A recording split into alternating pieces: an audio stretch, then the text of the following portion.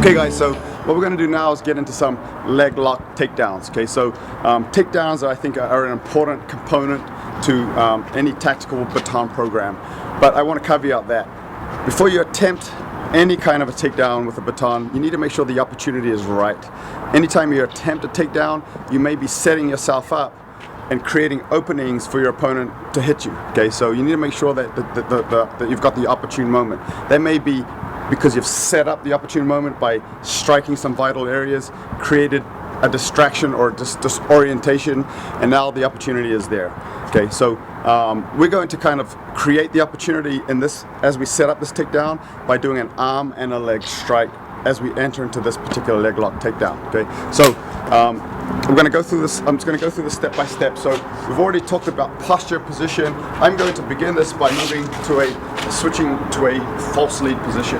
What I'm going to do from here is my closest target, the arm. Okay, so I'm going to attack the arm and then I'm going to attack the leg as I enter in for this particular takedown.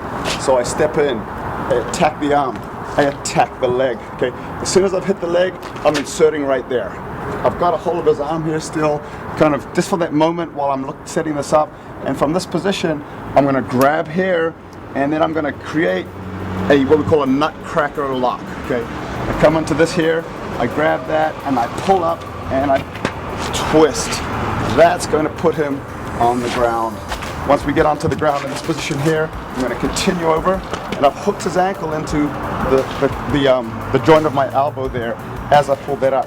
Once I get into this position, there can be a level of submission there. It's putting a lot of pressure on the Achilles tendon.